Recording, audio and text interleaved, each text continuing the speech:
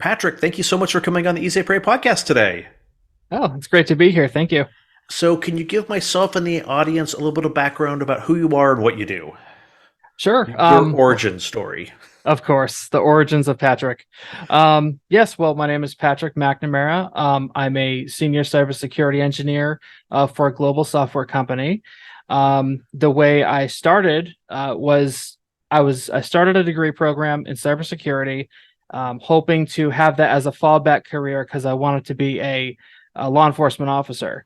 And then as I was going through my degree, I went through the ethical hacking course, and during that course, I made the decision that that's what I wanted to do for a living, because it was just so intriguing. I love to play around with the tools, but I also like the ethical background of it too, because you're playing the hacker, but you're doing it for good. You're doing it with a very strict set of guidelines. There's legal protections, and I mean, no one gets hurt, and it pays pretty well too. And every day is different. So once I finished my degree, I worked my way through the ranks. My first IT job was at a naval base. It was a engineering position, which I was not qualified for, but I knew someone, um, and I got plenty of hardware, software, and network troubleshooting experience under my belt. And then from there, I moved on to security administration for about a year and a half, and then from there into my current position. Awesome. And it's just curious about how much education in terms of formal education in cybersecurity. How many years? Um, I have it's for a 4 year bachelor's degree, and then about 4 months of a graduate degree plus certifications. Gotcha. Have you like? I'll ask some just kind of some educational background questions because I know a lot of a lot of listeners are interested in how to get into cybersecurity jobs. Um, are there a lot more courses now than when you first took them? Oh yeah. Oh, absolutely. When I was going through, it was in 2016, and the only schools that were offering cybersecurity degrees were a handful of online schools, one of them being the one that I went to, and then a few traditional brick and mortar schools in the country. It was still a relatively new educational kind of field.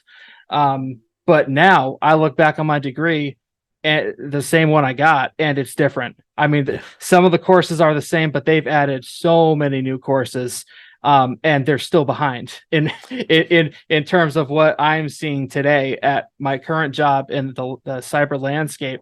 I mean, I just went through in July. I finished my second master's course, and this information is outdated already. Not all of it, but some of it.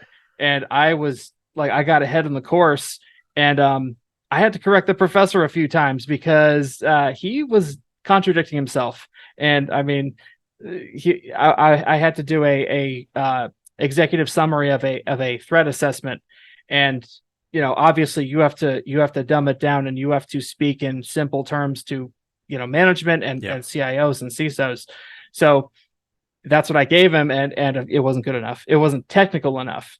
But regardless, that's really what you need. Is you need to, if you're getting into this field, you need to have a defined goal, of what position do you want to see yourself in at the end of that goal, Hmm. because your education and your training and your labs, all of that is going to play a huge part, and it's going to be different for each job. And a lot of people waste their time. They'll learn, forensics. They'll spend, a year learning forensics, but their job might be a GRC role, or a penetration testing role, or a cloud engineer role. Forensics is good to know, but it doesn't really it. There's not a whole lot of overlap. It's you gotta define your goals to not waste your time. Yeah, yeah, and it's I think unlike some like your Civil War history classes are not going to change, but the cybersecurity landscape seems to change at a ridiculously fast pace that you can't even have a book published before it's out of date. Yeah. Oh yeah. So our organizations, I know we talked before we started recording about SANS. because of what they do and how they do it, is the coursework that SANS produces generally more timely? Um, it does take a while to complete like an individual course. I want to say 3 to 4 months. Um, but those courses get updated quite often. Hmm. And the instructors that teach them, they all have their own security businesses. They're in the industry and they are teaching. So they are teaching students the most current information. It all in a nice, expensive but high quality package. Yeah. I myself have the GCIH certification and the GSEC. And there's things that I learned in those courses that I never knew from any of the other labs or resources I found. So you are definitely going to get your money's worth. And there are like options out there. They recently just came out with a tuition payment plan feature, which is beneficial for me because I want to try to get the infrastructure penetration testing certification next year. And I mean, it's expensive. It's several $1,000s. That will be very helpful, but you don't have to get a GIAC cert to be marketable at all. There's other certifications you can get. Is it one of those fields where you just can't, that it's hard to fill positions, not because you can't find qualified people, but because there just aren't enough people out there? Um, I would say it's both. There's a lot of places that have very unrealistic hiring expectations. Yes, there is a severe shortage of qualified professionals, but who's determining what a qualified professional is? I Yeah. mean, what is it? An entry level person with 5 years of experience, and you're going to pay them $70,000 a year? I mean, that's ridiculous, Yeah. and no wonder there's no positions getting filled because these hiring managers and companies their guidelines are so strict and they're not flexible. You're missing out on a lot of quality workers out there. Yeah. You know. From the companies that you've worked for, I know we didn't talk about this beforehand, but I'll ask it anyway. Do you find that you get a lot of on the job training in the sense that, okay, we have a department goal that we're trying to do this, and so everyone kind of needs to figure out how to do it? Yes. Oftentimes it's beneficial to take a lower paying job than what you would prefer, but have the experience and the opportunity to even get in the field. Hmm. With my last job, I started out at 85,000 a year, which is low for a security administrator, a senior security administrator at that. But I got so much experience that I would not trade that job for anything. Because I learned how to document, I learned how to manage incidents, I learned teamwork, conflict resolution, OSINT, threat intel, EDR, XDR, SIM, all these security tools, and respond to actual incidents. I mean, my resume was about 2 pages long just for that job, and I had to trim it down because it was too much. That's good that you can get a lot of, like, there's the ability to get a lot of on the job experience and a lot of on the job training out there. Yeah, and what I would encourage listeners to do if they're in that position is if you do end up getting a job like that with not so high pay but a good experience, volunteer for as much as you can. Like go out there, be a go-getter. If there's no documentation made for troubleshooting, go write it up. Put screenshots in there, put commands in there. Ask your boss if you can start an incident response team and lead tabletops. There's a lot you can do, and the success is not going to come to you. You need to kind of go the extra mile and put in the extra work, especially during your first job, because you want to be able to move around to different positions and different companies and stuff. That's awesome. That's great input. So let's change gears a little bit and talk about kind of individual people, privacy, anonymity, and kind of general cybersecurity of best practices for individuals and what they should be doing and what they should be watching out for. So if you have a home user, kind of what's your advice after your years working in cybersecurity? It probably would keep people up at night if they thought about everything. But where would you start with someone of like, here's stuff that you should be doing that you're probably not doing? Well, a great place to start is with passwords. Everyone, has passwords for accounts. Everyone has a cell phone. Not everyone has a computer. But depending on what industry you're in, you might have hundreds of accounts. Now, there is no way that you are memorizing all your passwords. If you're memorizing all your passwords, it is a single password or it's an iteration of that single password. Um, Nobody ever does that. right. And if they're not remembering them, they probably have a text file on their computer, an unencrypted text file. So to that end, I would recommend a password manager. I personally use 1Password. They're a great password manager, and the way it works is you put in the website, you select a username and a password. It'll generate a very strong password. You can set the character length from it's probably 8 to 24 characters. You can mix it up. You can put symbols, upper, lowercase, numbers.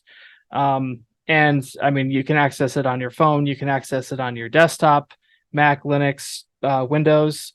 And it's Android. Android. Yep, that's what I have. It makes your life so much easier. You know. Yeah, I've definitely run across a few times where my standard password preference uh, is overqualified for the, I, it's like 24 characters, uppercase, Too lowercase, long. five symbols, and it's like, no, no, Yeah. no, we don't want a password that long, or we can't accept these specific symbols that you've put in your Yep. password. I'm like, come Ah, on. come on. Yeah. You could put like secure notes in there, identities, addresses, anything like that. Um, I mean, anything can be breached. I mean, LastPass has been breached like 6 or 7 times in the past several years. That's why I switched over from LastPass to 1Password.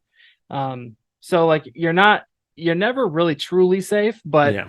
if you can diminish or mitigate some of the risk of a brute force attack or a password guessing attack on your account, password manager is the best way to do it. It really is. And if you even want to go the extra mile, have a backup password manager in case your original gets compromised. But I would say for passwords, that is the best option for you. Oh, and don't save passwords in your browsers because browsers are inherently insecure. Yeah. Yep, that's a good one. And one of the things that I've done is I've made sure my wife knows the master password to my password manager. That Yes. if I'm ever incapacitated, she knows how to get into she has access to the passwords to get into bank accounts, and she has Yep. access to get important things.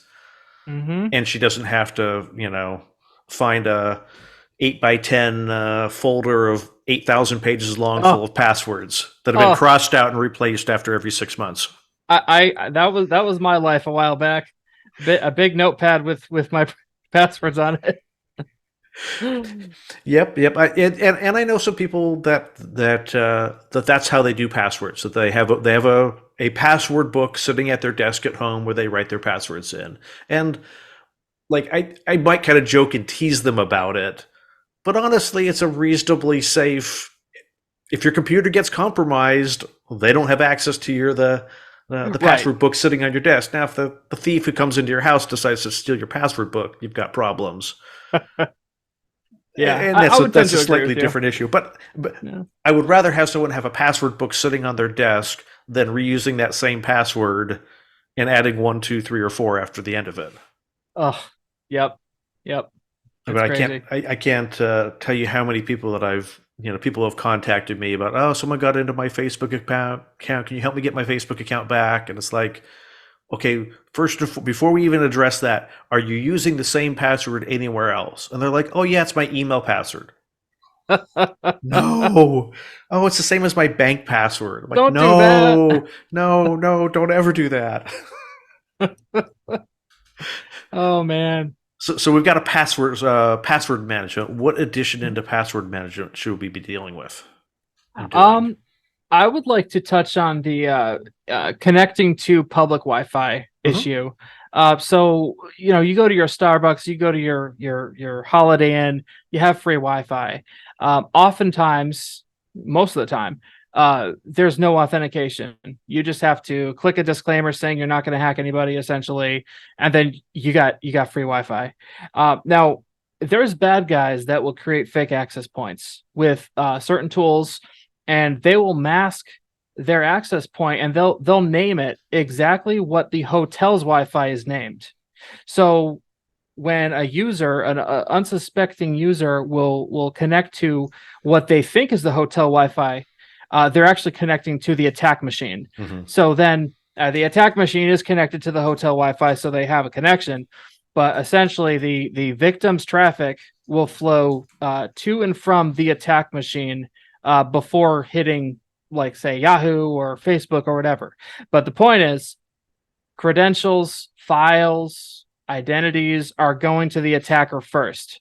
And it doesn't matter if it's a HTTPS or encrypted connection. If you connect to a rogue access point, you are connected to the attacker's machine. And now this person can even control your own machine. Not just capture traffic. They can take your machine over through an open port or an outdated service or something. So I would say, if you use hotel Wi-Fi, use a virtual private network application. Essentially, what this does is it creates a secure encrypted tunnel from your device to a secure server. Whoever the VPN is owned by, say Nord or ExpressVPN, or there's a bunch of VPNs out there. But your traffic does not reach the destinations until it has passed through those secure tunnels. So even if a bad guy were to sniff out your traffic, they would not see what you're going to, what websites or applications you're going to. I mean, honestly, if you could just use your cellular signal as a hotspot, or completely separate from the hotel Wi-Fi, that's ideal. Just because it does remove a security risk to that point. And you can use VPNs, out in public. You can use it on your home Wi-Fi. You can connect it to your router or firewall. So I would say invest in a good VPN. Don't get a free one, because Okay, oftentimes, so let's talk about that. Why would you not want a free VPN? Because I had lots of people say, "Oh, why should I pay for a VPN if there's a bunch of free ones out there?" well, ask yourself, how important is your bank password? How important are the websites that you're going to, or the conversations you're going to? Um, because a free VPN, yeah, it's free, and they might advertise encrypted connections, but there's disclaimers you have to check off, and there's stuff going on in the background. You don't know if they're sending your logs and traffic to a nation state, that is using your information for malicious purposes. I mean, there's a lot of lesser known free VPNs found on bootleg app stores that are just riddled with malware. I mean, they could take your device over. I mean, you really shouldn't. And one indicator is, try to research, does this company get audited? Does this company have security audits done on their VPN service itself? NordVPN, ExpressVPN, Freedom, Molvad, they all have audits, and these audits are, they'll have attackers and other specialists go in, and they'll try to get into the logs. They'll try to intercept traffic, and if it's if it's a successful audit, then they're locked down pretty good. Yeah. So I would do your research. I wouldn't. This isn't something I would go cheap on, and VPNs aren't that expensive. I pay maybe $250 a month Yeah. for mine, and that's for multiple devices. Yeah, the way I look at it is that having run my own websites and have my own hardware and co-location facilities, it's hardware and high-speed internet connections with lots of bandwidth are not free. That costs companies lots of money, so they have to be making money somewhere to offset that cost. Oh yeah. And there's definitely some VPNs out there that will offer you can get 100 megabytes a month for free, and then you have to pay. They're using it as a way to advertise their paid service. But someone who's offering a completely free service, you have to wonder, well, how are they making their money? They got to be paying the bills somehow. Oh yeah. And if they're not charging you for the service, then is it malware that they're putting on your system? Is it, like you said, selling your data, selling user data to other people? There's something Hmm. else going on that you're not aware of. Yeah. Oh yeah. Let's see. Another thing that you should watch out for is, like I said before, almost everyone has a smartphone. So when you're going to download an app, a lot of people just go to the app and click install, or they search for, PDF scanner app, and they'll download it. But what you really need to pay attention to is the developer, to start with. With the App Store in Apple and the Google Play Store, there is a section that, it says developer contact or developer information. Sometimes it's on the bottom of the page, sometimes it's towards the top. You expand that out. Sometimes you'll see an email and an address. Other times you'll just see an email. What you need to do is take that name, the app company name, and go research it. Where is this place headquartered? If it's headquartered in the Communist Republic of China, likely they are going to steal your data and they are going to store it on their servers, sell it, build a profile on you, whatever. Who knows what they're going to do? So I personally always opt for, well-known apps. If it's headquartered in the US, I go and look at their site, make sure it's legit, look at reviews. If it's headquartered overseas, like in Europe, I'll do the same thing. And then, so that right there is a big thing to watch out for. The other thing is the permissions.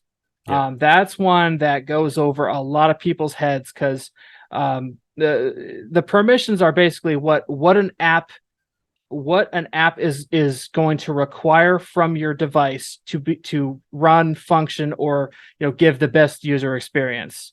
Now, a calculator app does not need access to your contacts, to your camera, to your mic, and this is just one example. So you go to the permissions for, like, say, a calculator app. If it's just asking for hard drive use or network access, and if it's an app that may have ads, which is how they make money sometimes, that seems okay. But if it's asking for contacts, pictures, text messages, a list this long, don't download that. Yeah. Well, I don't understand why my calculator needs to know my mother's maiden name. That seems odd. Exactly. Why is my phone running so slow? And you'll notice too. You'll notice if you hook your device up to a proxy, you'll see all these outgoing internet connections going to this country, this country, this country. Like, I mean, that's where your information's going.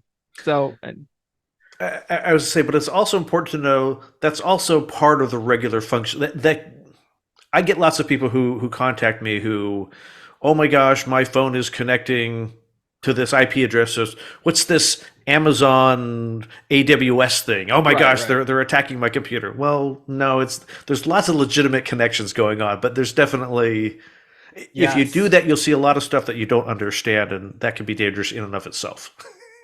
Yeah. Yeah. Yep. Pretty I, much.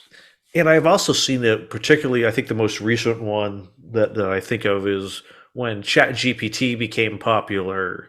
Mhm. Everybody started putting out fake ChatGPT apps. So anything that's brand new and kind of, ooh, Yep. what's this new shiny thing? The the malware developers will jump on that like it's nobody's business. So you Oh really have yeah. to be careful on hot and new things. Yes, and it with technology, it's big, and also with current world events. Yeah. So, like, if there's a disaster or a pandemic happening, you better believe that there's going to be social engineers out there that are going to send you a special email titled "Dear Chris, we have received a claim from your insurance company. Please click here. And then when you click it, your system's owned, Yeah. or you're forced into giving credentials out. Like it's clever. It really Yeah. is. Yeah, the criminals are not individual people sitting in their basements anymore. This is organized crime with Yep. millions or billions of dollars in funding to do what they do. Oh yeah. It's That's right. crazy. That's right. Um, what are your thoughts on how to protect people from crypto scams, or knowing if some app that they're downloading is a real crypto trading platform or just a fake site making it look like you have money? Um. Well, you have to do your research. So there's really only a small handful of fully legitimate and safer crypto stock exchanges and trading. Um, I I would be very wary about downloading any of them on your phone, unless you have researched the company on your, like, in a full on computer browser where you can actually see, see their where they're located. Is this really the website address of this company, or is it, a spoof domain with like just Hmm. one character changed? So it's not a good idea just to sign up for an account. You really need to know what you're looking at.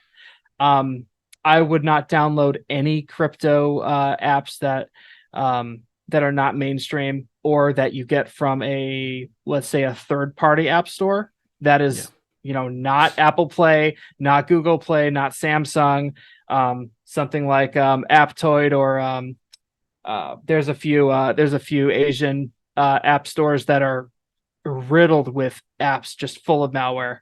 Hmm. Um, so I'd be very careful on what app stores you use, and understand how crypto works before you start investing in it.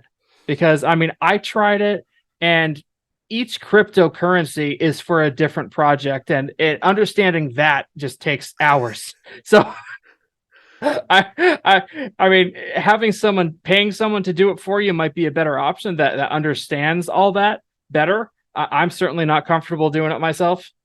Yeah, yeah, yeah, yeah. To me, whenever someone says, as soon as someone says crypto, it's my red flags go up. It's like, Yeah, hold up. okay, no, I'm not going to visit your new crypto platform, even if you say I'm going to get 100 times return on my investment. It's buyer beware when it comes to crypto. Yeah, definitely, definitely, definitely, definitely do your research. Yeah. So questions about kind of tying in with the VPN and privacy and anonymity. Can you ever really truly be anonymous online? Um, I believe you can. But the amount of work that you have to put into this, you're gonna have to go through multiple steps. I'm talking, you'd have to get someone to buy a few preloaded cash cards, a few gift cards, a bunch of prepaid cell phones and SIM cards. Because if you go into the store yourself and buy this, you have lost anonymity because now you're on camera. So that's the first step, and that's hard to do on its own. Because who are you going to trust with $500 to bring you all this gear? Like, would you like a tip? If you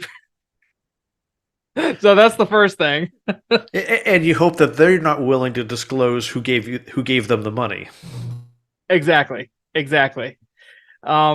Yeah, so that, and then I mean, any device you touch, if you're going to use it for this purpose, you can't have anything connected to you. So you have to go full on sock puppet. Like, none of your personal credit cards, none of your passwords or usernames, nothing that remotely sounds like one of your usernames or passwords. I mean, honestly, I wouldn't do anything like that at your house or near your house. You'd have to go somewhere and conduct your anonymous, non-illegal business. And even then, you'd have to install a special operating system on your device, or run it just through a USB drive, like Tails or something. And that's a operating system that's Linux based, that's tailored towards anonymity and privacy. So it has a whole bunch of built-in tools. It has an anonymous email, because there's with email's complicated. There's trackers all over email, and it's don't even get me started. Um, so that right there's a lot of steps, and it can get expensive too. So you got to ask yourself, why am I trying to be anonymous? And is it worth the cost and the hassle? Yeah. For a traveling person, it might not be as bad, but for someone that works from home, I mean, it depending on what you're doing, right? I know a lot of whistleblowers will use a lot of different anonymous measures to whistleblow. Or like in other countries, I mean, they have to be anonymous or else they're gonna, get executed or something. Yeah. So that's for anonymous. Questions? Yeah. No, I was thinking it sounds like if you really want to be anonymous, there's a lot of work that you need to do. But if you want to get 90% of the way there, Right. it's probably somewhat doable without a huge budget. Right. Right. Yeah. And really, you have to understand the technology, and you have to understand what a tracker is, what's a cookie, what does my browser tell the rest of the world about me. I mean, a lot of browsers will send your data and to other websites, and then those websites have a use policy where they can send your data to other websites, and then I mean it's like a revolving circle. That's why once you start, your stuff is kind of out there. Yeah. So you just got to be careful, really. But yeah, but for privacy, it's a little different because there's so much work involved with anonymizing yourself. Privacy is a little easier. Mm-hmm. You can use a special browser. I use Brave browser personally. It blocks a lot of trackers. It's built on the Chromium engine, but without all the heavyweight stuff. So it's very easy on your system, and it's very fast. I wouldn't use their free VPN though, because it has one built in. What else? So yeah, your browser, you can get a decent browser for free. VPN will help with privacy. It won't make you anonymous though. Yeah. So that's a very important thing to remember is a VPN has your information. They know who you are as a customer. They have your credit card. They have your address. So it's not anonymous, but it is secure. It can be private if you get the right one. But that does not mitigate all risk either. Yeah. And we can talk about that too.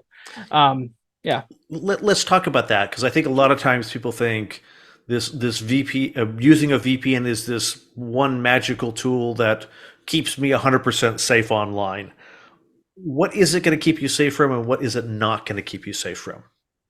Well, it's gonna protect you from people sniffing your Wi-Fi connection and latching onto one of your devices. Because if you run your VPN through your router, all devices behind that router are going to be encrypted, going to have encrypted traffic.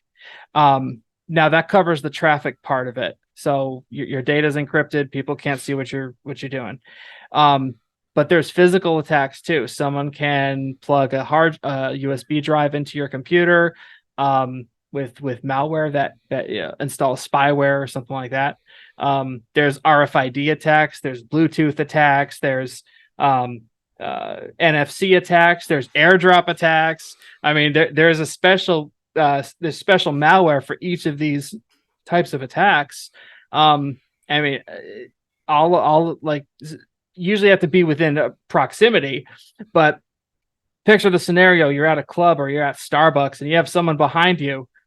That's like what, 3 or 4 feet? Yeah. Bluetooth range is, I think, 50 feet, or a standard Bluetooth range. So if your Bluetooth is on and you didn't turn it off, then you might be at risk for some sort of Bluetooth attack. So a good attack, or a very common attack, is sending the victim a malicious file, or maybe a text or something that will get them to tap on it and open it, and it will direct them to a browser, adware. It might download an app in the background that you won't see. So you So got to be a careful. VPN is not going to protect you from yourself. Exactly. Exactly. Social engineering and scammers giving you a call or sending you an email. VPN's not going to stop that because like a phishing email is going to the email server for you to then open in your inbox. Yeah. A VPN doesn't protect that. So Yeah, that's that's important to know because I have absolutely had people thinking the VPN is this uber security tool that protects me from absolutely everything. It may protect you from adware. It may be able to protect you from some drive-by malware if they're aware of it and they can block it, but it right. definitely won't prevent you. It won't block you from installing stuff on your own computer that you Yep. downloaded without investigating. Yep. That's right. That's right.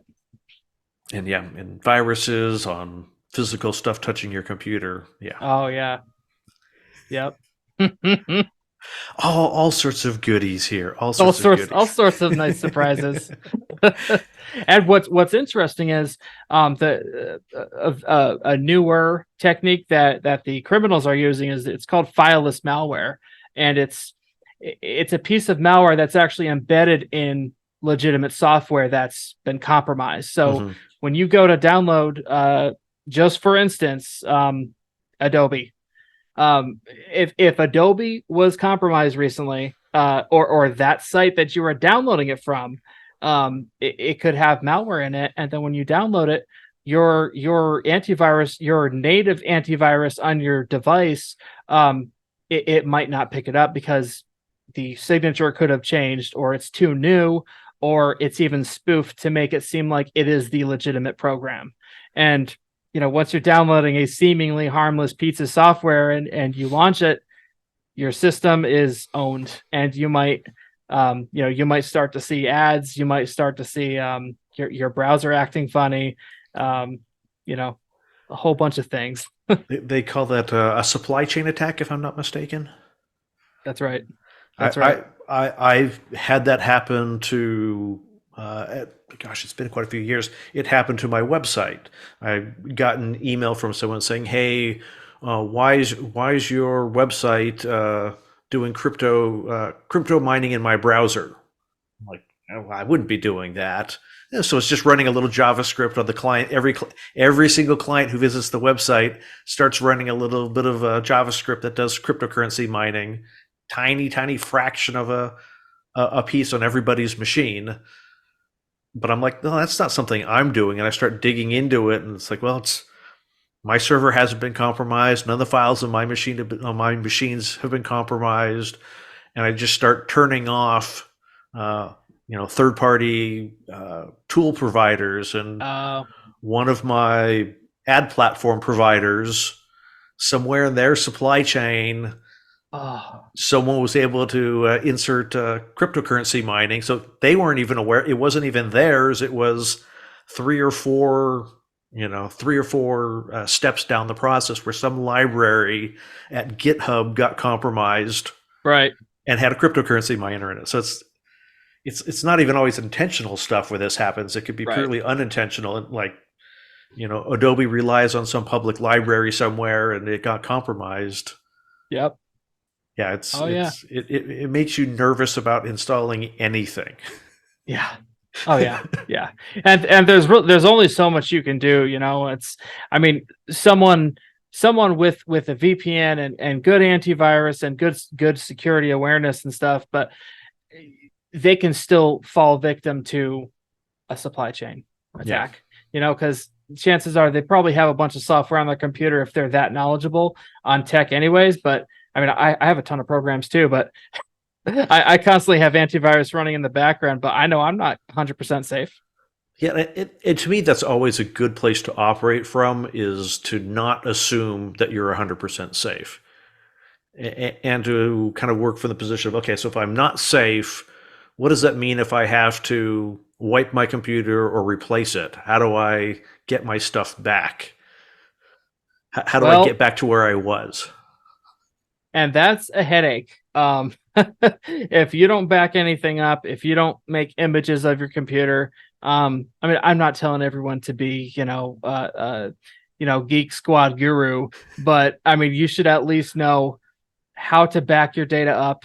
And if you want to go the extra mile, figure out how to back your system up to a safe image. Because if your system gets blown away, even if it's not by malware, if too much water gets into the computer case, or if you lose your device, you don't want to lose your data. Your hard drive might fail. That does happen. It does happen. It does. Yep. Any recommendations on backup? Yes.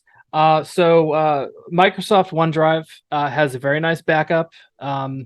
OneDrive is the storage backup solution for the Microsoft suite of products. Mm-hmm. So PowerPoint, Microsoft Word, Excel, OneNote, and then your hard drive is pretty much backed up. The files, not like the system files or applications, but so the stuff is like on auto backup. You can have your phone access to applications, so you can see you see your notes and all that kind of stuff.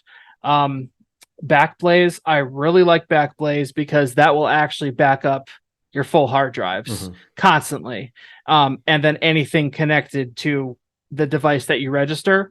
So you can have one license, one device, but you can hook up your phones, your laptop, additional thumb drives, and everything is backed up. So if your computer dies and you get a new computer, you just download everything as if nothing happened. Although imagine that would be an absolutely massive download. Oh yeah. I've never had to do it, but yeah. I think a lot of these companies do offer while you can recover online, it might take a long time. I think a number of them will offer for a fee, will send you all your data on a hard drive. Yes, that's what Backblaze does. They can send you a hard drive. I think it's like $200. Although your data is worth more than that, right? Well, and that's the trade-off that you make. You understand that, like, okay, these are all my kids' childhood photographs that most people would have no problems paying $200 to get all their photographs back, or all that stuff back. It's if you want me to pay to get my 2004 tax filings back, you can have those. Those can be destroyed. I don't care about those. I don't want those back. But yeah, I want my photos back. I want my memories. I want those things that don't necessarily have a financial value in and of themselves back. Oh yeah. Oh, I agree. Sometimes I go back and Google has this this day 3 years ago kind of memory, and a picture will pop up, and I'll be like, I forgot about that until now. I'm so glad that I was saving my photos and stuff from years ago, because I'm like, that was a good memory. I don't want to lose that. So that's if anything, back up, because you don't want to forget those great memories. Yeah, absolutely. So as we wrap up here, I know you have a website, DIY Security Tips. What is on that website? So that is it's a user awareness website tailored for beginner to intermediate tech users. So topics covered are how to keep yourself safe online, how to download safe applications on your mobile devices, how to use a VPN, and there's also some tutorials on there for cybersecurity students who want to learn how to use certain tools. So it's kind of like an all around good user awareness website, and we put articles on there semi often. It could be kept up a little better than it is, but the information is still relevant. Awesome. And we'll make sure to link that in the show notes, but it is DIYsecuritytips.com. Right. Any parting advice before we close out today? Yeah, I would just say to the listeners, try to keep yourself educated on best practices, because a lot of people don't know, what a VPN is. A lot of people don't know that there's bad apps out there. So really look at the site, do some research on your own, figure out how to best protect yourself. Because I mean, we're all going to be victims at some point if we haven't already. It's just you want to try to do as much as you can. So yeah. What's the common cybersecurity phrase? Is either you know you've been a cybersecurity victim or you don't know. Not that you haven't. I've never heard that one before. Because it's either a matter of time or you just don't know that it's happened. Patrick, thank you so much for coming on the podcast today. Of course. Thank you for having me.